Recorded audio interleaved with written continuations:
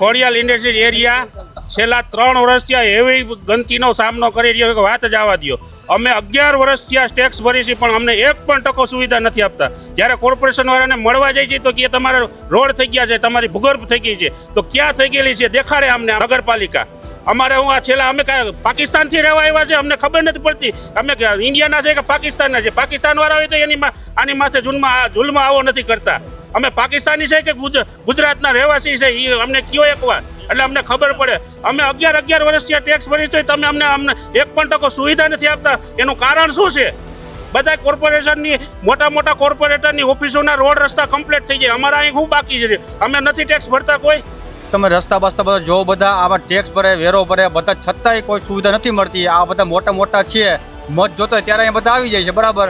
બાકી પૂરું કંઈ કરતા નથી. વેરાના નોટિસો આપી જાય, વેરા ભરો. આમ તમે સાહેબ બતાવો, સાહેબ જાઓ કેમેરો બતાવો, રોડ બતાવે. અમે કેટલા છોકરા માંદા પડ્યા, કેટલા પડી ગયા, કેટલાના પગ ભાંગ્યા છે.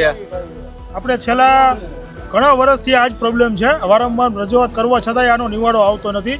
જેથી કરીને નેતાઓને અધિકારીઓને કહેવામાં આવે છે કે ભાઈ તમે આનું તાત્કાલિક ધોરણે સોલ્યુશન કરો.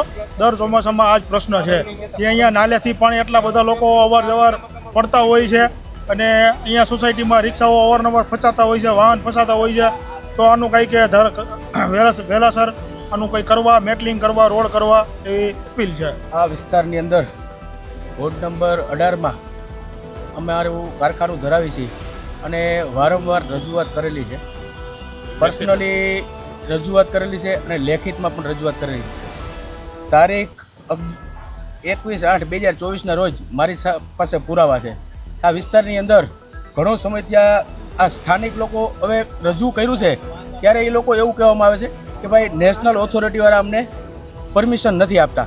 તો અહીંના સ્થાનિક લોકો છે એ તો રાજકોટ શહેર વોર્ડ નંબર 18માં એમનું કારખાનું ધરાવે છે, પણ વોટર તો અહીંના જ છે ને. તો મારું વધારે હું નથી કહેવાનું, પણ અત્યાર સુધીમાં અમે 5 કે 6 વખત રજૂઆત કરી છે. બસ ખાલી પ્રાથમિક સુવિધાની જરૂરિયાત છે લોકોને, વધારે કોઈ જરૂરિયાત નથી કે ગટરના પાણીનો નિકાલ થાય, વરસાદી પાણીનો નિકાલ થાય. રજૂઆત કરી છે, લેખિતમાં આપેલું છે. પર્સનલ મળીએ તો એમ કહે છે કે ભાઈ આવતા મહિનેથી તમારું કામ ચાલુ થવાનું છે.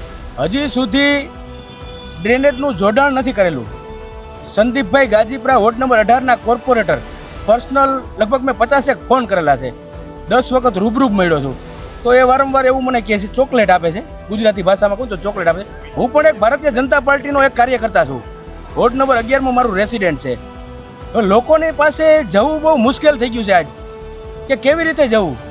જો કાર્યકર એને જવાબ ન આપે તો આમ જનતાને કોણ જવાબ આપવાનું છે? જેથી કરીને વહેલી તકે આ રસ્તાનો, આ પાણીનો નિકાલ થાય એવી અમારી માંગ છે.